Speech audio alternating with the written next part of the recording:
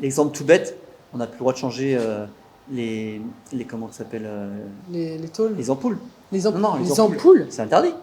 On n'a pas le droit de monter plus de 3 marches sans être obligé de passer une formation spécifique. Quand on est sur nos parcs, on est heureux. Quand on est au chantier, on fait la gueule. Oui, on accélère, on court, on va se promener à l'autre bout du monde, oui. C'est vrai que c'est joli, hein, mais on connaît pas son voisin. Je suis pas milliardaire, je suis loin d'être milliardaire et j'y serai jamais. Et tu veux pas d'ailleurs? Non. Après, j'ai un peu de mal à en vivre par moment, mais je veux pas participer à l'inflation non plus. Et dans un esprit matérialiste. Ce qui est pas mon... Et ça, faut s'en libérer justement, si on revient sur cette liberté. Faut être dans le cœur.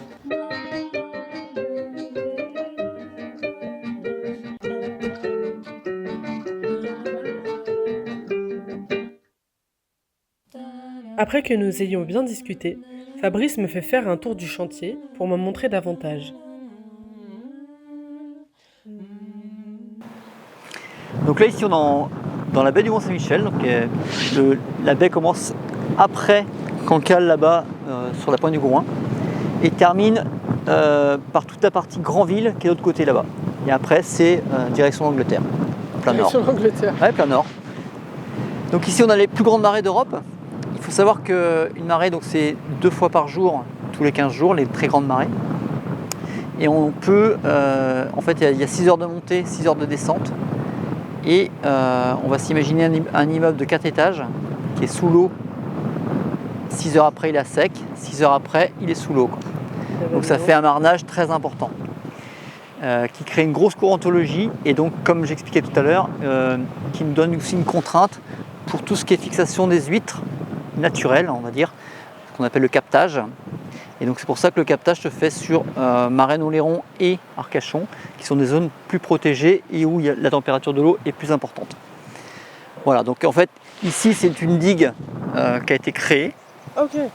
Parce qu'en fait, les bassins et les clairs qu'on voit derrière nous là sont sous le niveau de la mer. C'est-à-dire qu'en fait, en très grande marée, la mer vient jusqu'ici. Jusque là, Jusqu'ici, elle monte jusqu'à... Ça, c'est une digue créée. Ah oui, C'est-à-dire que si la digue, elle casse, c'est la catastrophe. c'est inondé. Après, on a, juste au niveau de la route, derrière les chantiers, la digue de la Duchessane qui avait été créée à l'époque, il y a quelques décennies, pour protéger justement toute la partie terre, pour réduire les inondations. Donc il y a des portes qui sont faites à différents endroits, par ce qu'on appelle les biais, donc des passages d'eau. On ouvre ou on ferme suivant les besoins. Donc on peut aussi vider ce qu'on appelle le marais, qui est derrière. Et donc en fait, cette digue, il y a des puisards qui sont mis à différents endroits, donc en général 1 pour 2 chantiers, ce qui nous permet, soit suivant la hauteur d'eau des marais, de rentrer l'eau par vase communicant, soit par un système de pompage qui nous permet de remplir les clairs, donc qui sont de stockage d'eau, qui nous permettent d'avoir de l'eau pour laver les huîtres au niveau extérieur, donc la coquille, et le stockage des huîtres pendant l'hiver également. Parce que là, pendant l'été, l'eau commence à réchauffer un peu trop, et donc on va avoir du mal à conserver les huîtres dans les clairs. Donc il faut savoir que nous, les ostréiculteurs, on va en mer à peu près 8 jours tous les 15 jours, parce que sinon elles sont sous l'eau, parce que la mer ne descend pas assez sur les parcs. Et donc, vu que ce sont des zones où il y a peu de hauteur d'eau en profondeur, on travaille avec des bateaux à plat, de manière à qu'on puisse travailler avec l'eau en descendant. C'est-à-dire qu'on va charger les poches sur des bateaux plats, donc pas de quilles, pour pouvoir naviguer dans peu d'eau. Des bateaux moins stables, mais qui sont juste des bateaux de travail. Donc on a 2 types de bateaux. On a le chaland là-bas, qui est un bateau plat assez large, sur lequel on a des roues fixées dedans. Et les roues, on les remonte quand on est en mer, et on les remet après pour ratter derrière le tracteur pour rentrer. Et sinon, on a le petit bateau à côté pointu là, qui lui est un bateau qu'on appelle une lasse, et lui c'est sur un chariot. Donc c'est un système différent, mais beaucoup plus petit. Ça dépend, en fait, on utilise suivant l'endroit où on va. Pour filmer, on était là-bas. Ouais. Et là-bas, c'est le stockage de... C'est le chantier de production. Et à côté, c'est le chantier d'expédition, de commercialisation. Et vous êtes combien? On est 40 producteurs, 40 entreprises à Cancale. Là, ici? Non, pas ici. Entre ici, il y a une zone sur Cancale et une zone sur Villiers-sur-Mer aussi. et 60 producteurs de moules. Donc une centaine d'entreprises. Et là, à cet endroit-ci, Ici, ils sont 9 ou 10. 9 ou 10 entreprises. Ouais. Et c'est des ententes, vous fixez sur... Ah non, chacun a ses parcelles. Chacun En ses fait, c'est délimité. Mais vous travaillez tous un peu les uns avec les autres quand Non. même. Non, pas du tout. Non. Chacun ses salariés. Alors, il y a de l'entraide, hein, bien entendu. On Oui, se voilà. prête les tracteurs s'il y a Vous vous besoin. C'est comme partout, dans tous les domaines, il y a des affinités ou pas. Donc voilà, alors plus que dans le milieu agricole parce que on est dans un milieu hostile et que forcément, Donc, il y a besoin par d'entraide. obligation, s'il y a un problème sur un tracteur ou autre, eh ben, on le fait naturellement, quoi. Donc on a plus de contact direct, oui. Donc tout à l'heure, on parlait d'arrivée d'eau de mer. Donc en fait, l'eau de mer qui arrive derrière la digue là est pompée dans l'éclair. Elle commence à se décanter un petit peu. Et donc après, une fois qu'elle est un peu décantée, on la pompe pour la mettre dans les bassins, qui sont eux des bassins de purification. Donc traitement oxygène, enfin avec des écumeurs, filtre UV, bac à sable, etc. De manière que l'huître se nettoie intérieurement au niveau sanitaire. D'accord ? Une fois qu'on a une commande d'huîtres, quand les huîtres sont stockées ici, on vient chercher le numéro dont on a besoin, on le passe dans cette machine qu'on appelle un laveur. Ça, c'est Qui- le truc là avec Ouais, le petit donc peu- c'est un gros tube qui tourne avec un nettoyage jet d'eau de mer, je vais vous montrer d'ailleurs.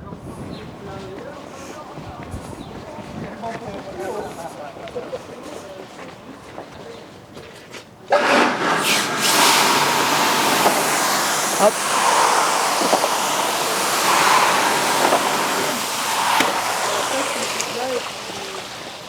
Donc ça permet tout simplement de laver l'huître, la coquille de l'huître à l'extérieur pour qu'elle arrive chez vous propre.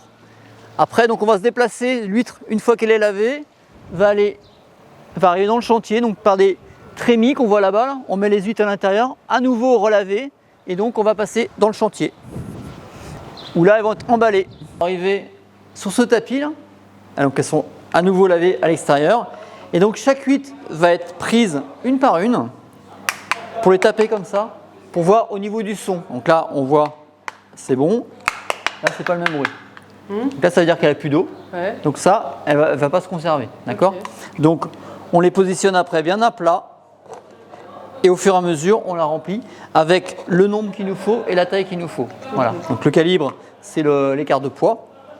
Après, le nombre, c'est un nombre minimum avec un poids. Ça, c'est une législation. Et donc après, couvercle, cerclage et étiquette sanitaire. Ok. Là, ça tourne comme ça. Voilà, ça avance. Et donc ici, on met notre bourriche prête à cercler. Elle va être pesée. Et après, Et ça s'appelle quoi comme étape? emballage. Emballage. Voilà, Simple. tout simplement. Simple et- Tout simplement. Voilà. Donc là, nous sommes. Chantier de production. Donc là, en fait, les huîtres sont pêchées en poche, ramenées, vidées dans la trémie, ici. Pareil, encore nouveau, lavage d'eau de mer, pour enlever tout ce qui est vase au-dessus. On va passer dans ce qu'on appelle une cribleuse. Donc c'est une machine qui secoue avec des tailles de grilles différentes pour sélectionner les huîtres par taille. Et donc Oui, c'est pas vous qui le faites, c'est la machine. quand même. Et donc, mais en taille intermédiaire pour la phase de production. Donc, les grosses au départ, les petites, etc. Et donc, ce qui va nous permettre d'avoir un point moyen plus précis au niveau des huîtres, de manière à définir le nombre d'huîtres qu'on va mettre dans la poche et la taille de la maille de la poche qu'on va utiliser pour Mais emmener ça, en mer. C'est jamais trop à l'avance. On a une idée, mais c'est au final qu'on sait exactement. Et donc, si les quantités, on sait combien on met par poche. Le poids, c'est par rapport au poids moyen. Et donc, ce qui va nous permettre de le remettre en poche pour repartir en mer à nouveau à l'élevage.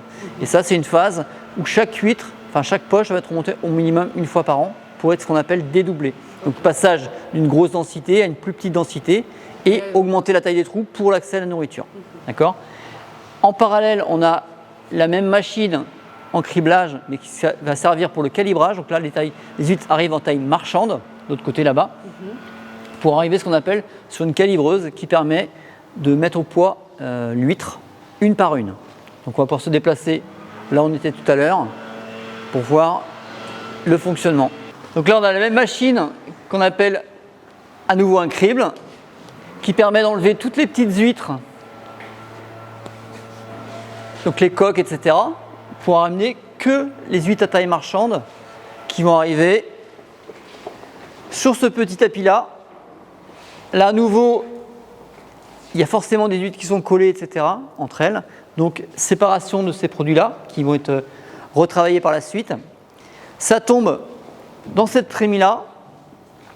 Après, ça monte et ça vient dans un tubulaire, donc un système qui tourne de manière à essayer d'amener les huîtres le plus linéaire possible, une par une, pour tomber dans les taquets là-bas. Ça tourne et ça amène les huîtres sur un pont de pesée pour être pesées par numéro, justement. Sachant qu'un numéro 3, c'est 66 grammes, 85 grammes. En dehors de ça, c'est un numéro 2, etc., etc. Et donc, les huîtres, soit sont remises dans des poches si on n'a pas la vente tout de suite et restockées sur des parcs à terre, soit mises directement dans des bacs et en purification. Voilà. Hein. Sachant qu'après, c'est pareil, autre problème au niveau de l'ostréiculture, les huîtres qui sont sur le large, qui ne voient pas souvent l'air, enfin qui ne sont pas souvent hors de l'eau, ont besoin d'être renforcées sur des parcs à terre, de manière à faire ce qu'on appelle le trompage de l'huître. Donc on renforce le muscle adducteur, la partie muscle qui permet la fermeture de l'huître, c'est une charnière. Oui. Là, on la remet à terre pour que ça soit plus souvent hors de l'eau, de manière que ça se travaille et qu'elle reste fermée pour la commercialisation et l'expédition. Okay. Voilà, les infos. Super intéressant. Et là, on a le super décor. Bon. Et ben, c'est la fin. Merci de nous avoir montré tout ça pour les huîtres. Et puis, de toute façon, on se revoit dans les contrées du Ménil-le-Roi, par chez moi. Eh ben, un grand merci à vous. C'était super gentil. C'était super gentil. C'est toi qui es super gentil de nous avoir fait visiter tout ça. Et c'est super. On adore les huîtres. Bonne continuation. Un peu plus. Mais de même. Il faut. Merci. Et voilà la fin de cette seconde entrevue. Merci à Fabrice Gilloire pour son temps. Maintenant, l'huître n'a plus aucun secret pour moi.